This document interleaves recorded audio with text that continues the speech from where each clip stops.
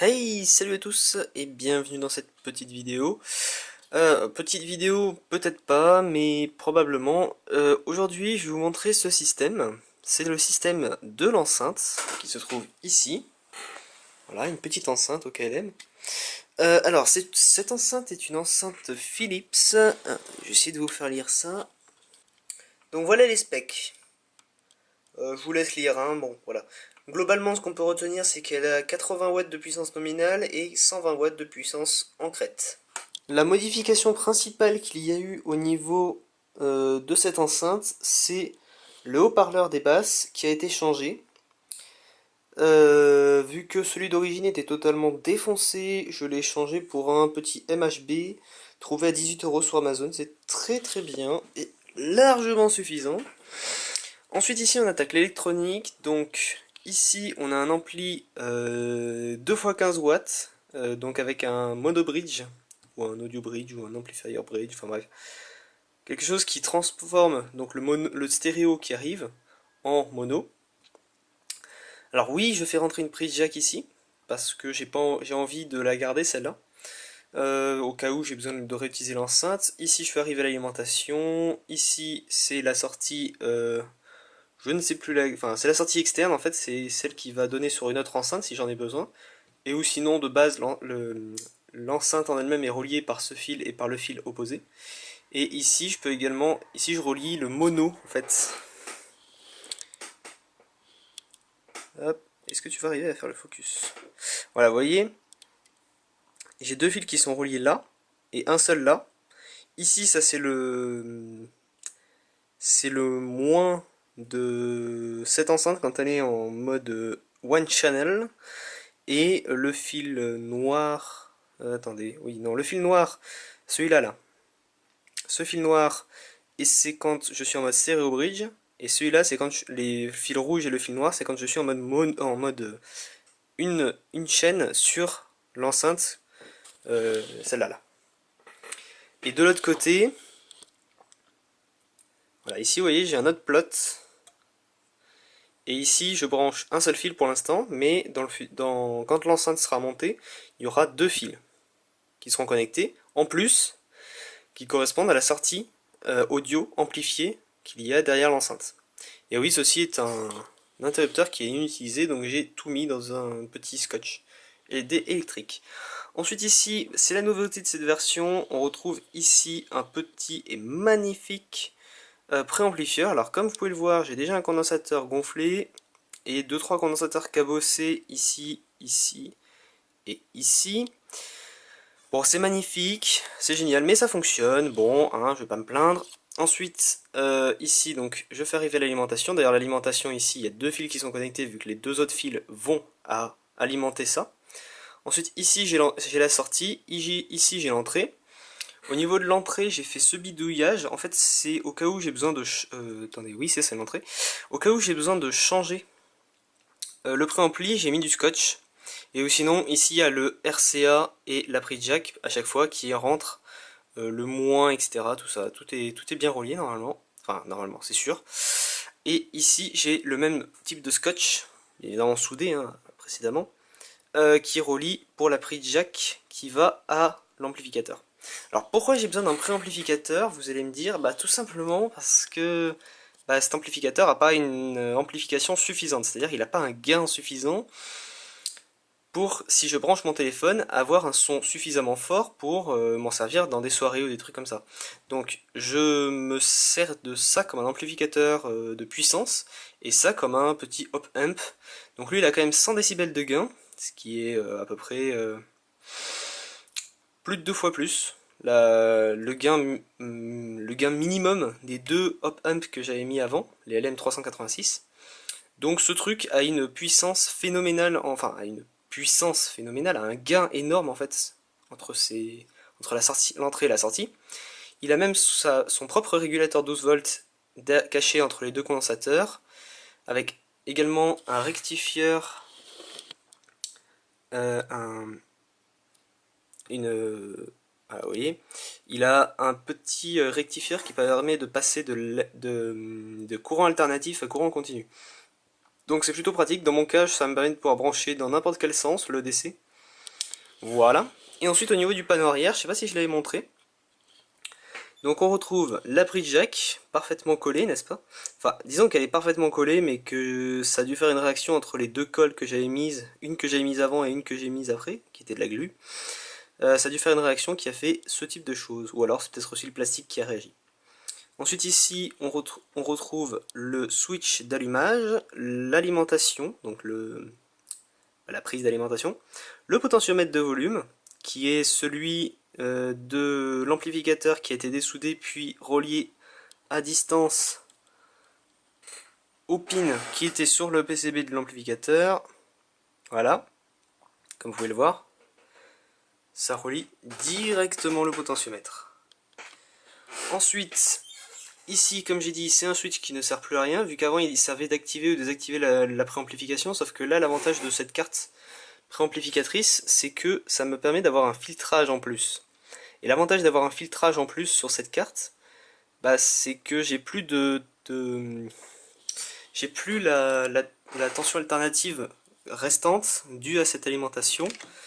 Bon, vous voyez, c'est une petite eau crue de 12 volts de ampères, donc c'est pas génial et ça fait que j'ai des parasites qui ressortent au niveau de l'enceinte, et surtout quand je suis au gain maximum, vraiment c'est dégueulasse, seulement avec l'ampli, déjà.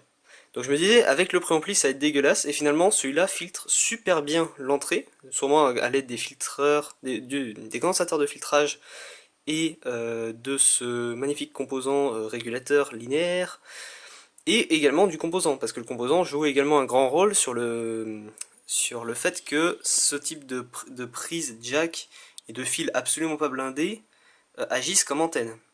C'est ça le problème. C'est-à-dire que quand il n'y a rien de branché, ça peut agir comme antenne, et dans ce cas-là, je vous laisse imaginer les dégâts avec une puissance telle, enfin telle, bon, c'est pas non plus énorme, mais avec une puissance telle et un gain assez élevé, si ça fait antenne, waouh, ça risque d'être très très fort.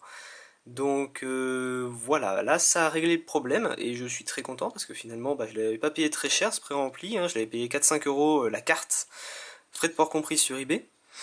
Donc ouais, plutôt content, j'ai mis d'ailleurs pas mal de temps à trouver la carte, enfin bref. Et ici c'est l'interrupteur, donc interrupteur bipolaire, c'est vraiment bizarre la profondeur de champ.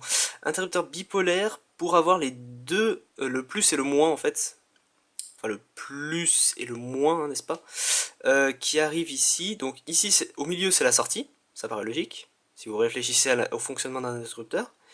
Ici, si je suis dans la position qui est 0, il me semble, ici, c'est le audio bridge, et ici, c'est le mono, enfin c'est le une channel mode. Donc ici, en fait, alors attends, il faut que je vérifie, ouais, c'est bien ça. Ici, je fais arriver les deux chaînes, enfin, les deux left and right, je les fais arriver là-dessus après les avoir bridgés au niveau de l'ampli. Et ici, je ne fais pas, enfin je ne fais pas ça. Je, comment dire, je prends qu'une seule channel, comme je vous ai montré.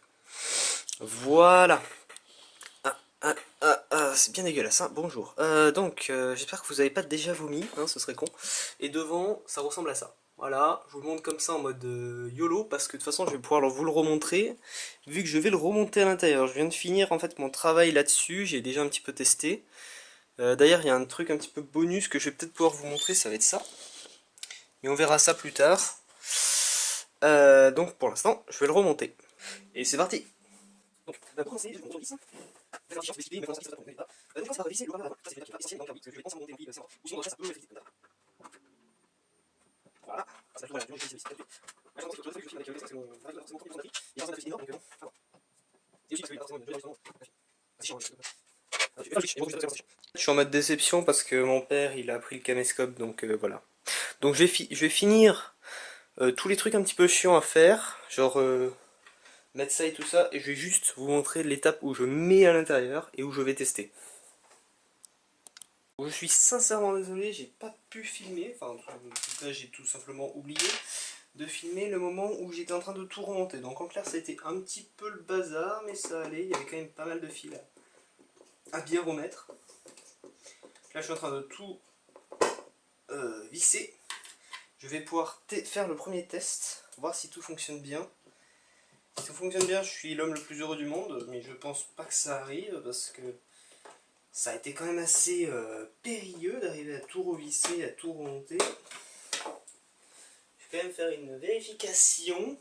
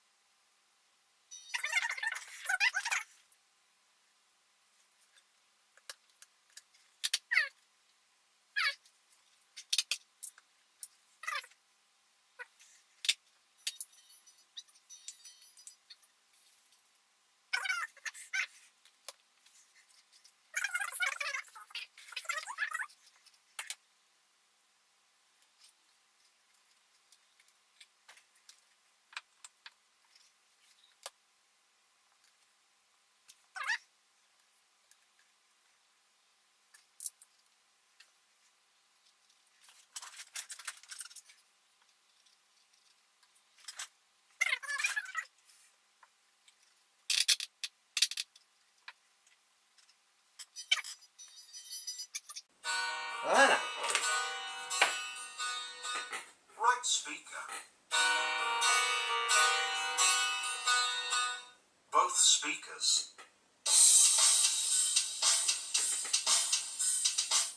Bonjour. Voilà, ça fonctionne. Donc je suis content. Alors maintenant.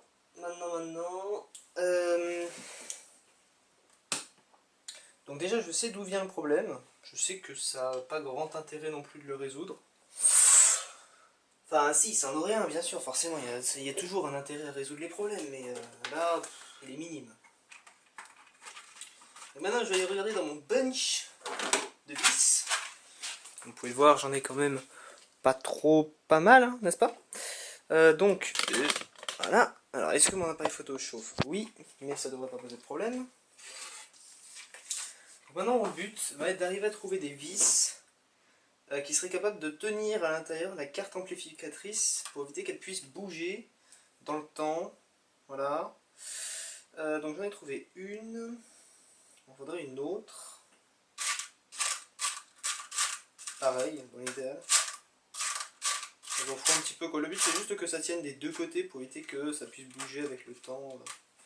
Voilà, ça devrait suffire. Alors ça va être ultra chiant à visser, hein, ça c'est sûr. Et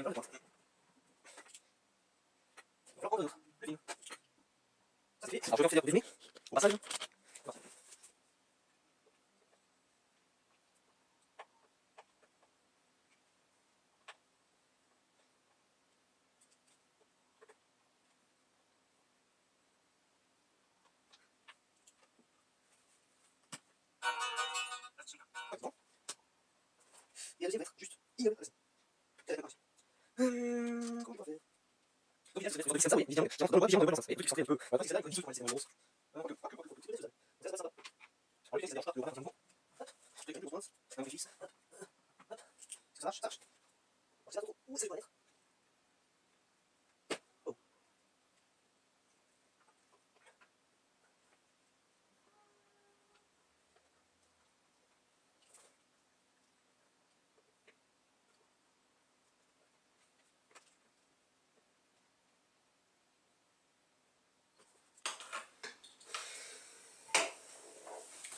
Alors, je vais couper la caméra avant qu'elle se mette en surchauffe et je vous retrouve quand j'aurai fini de visser cette vis. Bon, finalement, j'abandonne l'idée, hein. C'est la difficulté pure pour arriver à mettre la vis. Alors, sachant que j'ai même pas commencé à l'enfoncer. C'est-à-dire, ça a juste fait une sorte de petit creux dans le bois de la taille de la vis, mais à part ça, rien de plus, hein.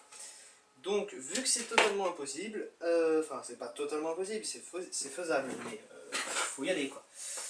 Je vais pas m'en occuper pour l'instant.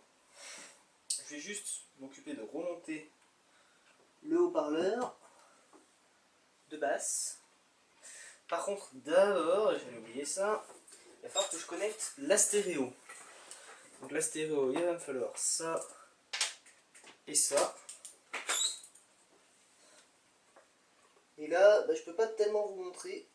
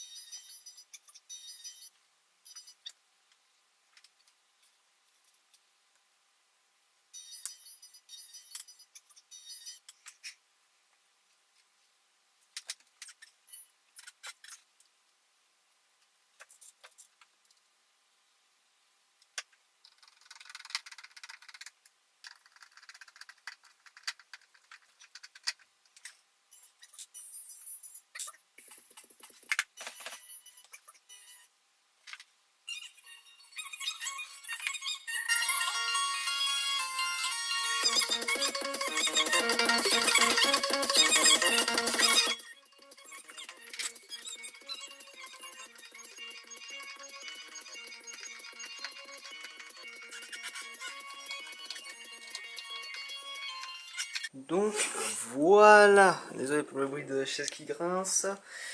Voilà, le projet est pratiquement terminé. Il me manque juste 2 vis ici à visser et à trouver d'abord. Et voilà. Et donc globalement, je vais pouvoir vous montrer un petit test. Alors, je vais essayer de trouver une musique. Parce que j'avais celle-là, mais elle est bien, mais elle est pas libre de droit. Donc ce serait bien d'arriver à en trouver une, genre... je sais pas, de... Mon téléphone est en PLS. Je sais pas, par exemple, No Copyright Sound, par exemple. Bon, je vais attendre d'arriver à trouver une musique et je vous retrouve. Dire fuck au copyright, bon, pour cette vidéo. Après, on s'en fout un petit peu parce qu'ils enlèvent la musique ou ils démonétisent. Et dans mon cas, je m'en fous parce que c'est monétisé. Enfin, c'est pas monétisé en fait. Parce que tu vois, j'ai pas assez de vues, tu vois. Donc voilà, ça sera jamais monétisé. Donc de toute façon, ils peuvent enlever la monétisation de cette vidéo. Je m'en fous.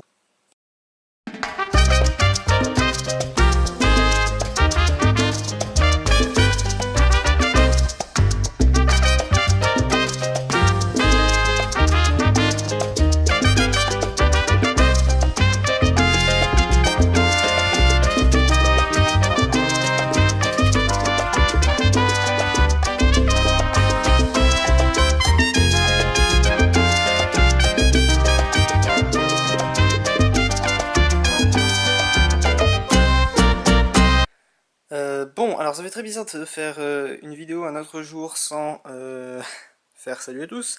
Mais voilà, hein, j'avais dit dans une autre scène juste avant, fuck le copyright. Non, on va pas tellement faire fuck le copyright vu que je viens de me faire striker une vidéo avant même qu'elle soit sortie. Bravo YouTube. Donc on se retrouve dans mon salon en direct. Waouh waouh waouh. Et on va... et bah je vais essayer. Je vais essayer, mais donc cette fois-ci avec une magnifique musique YouTube. C'est, je sais plus, attendez. Est-ce qu'il y a le nom quelque part? I Still Want You, voilà. Donc voilà, c'est une musique audio YouTube Library là. Bon, hein, voilà. Donc derrière, la chose que j'ai fait est putain de focus. Et bien donc, la chose que j'ai fait, c'est que le potentiomètre est pratiquement au minimum, le téléphone est au maximum, et je suis branché en RCA derrière, donc voilà. Et donc on va pouvoir tester le son très très fort, n'est-ce pas? Avec une magnifique musique de YouTube. Et c'est pas le plus pratique des setups, je peux vous le dire. Alors.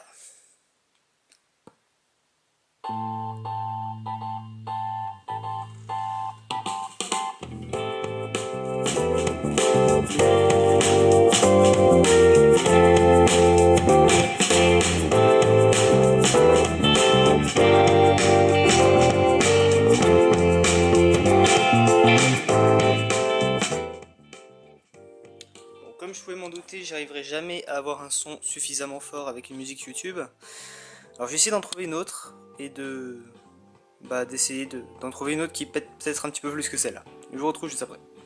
Bon, j'en ai peut-être trouvé une qui va pouvoir fonctionner. Et cette fois-ci, je vais changer un petit peu le setup pour que ce soit plus agréable. Je monte le son à fond ici et je baisse le son sur le téléphone. Voilà.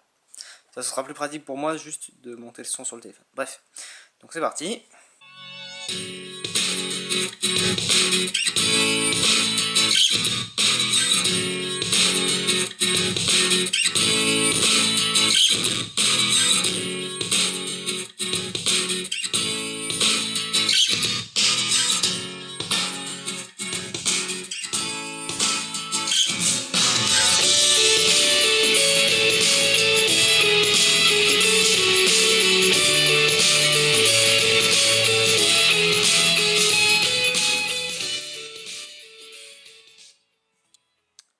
Bon voilà, hein, n'est-ce pas?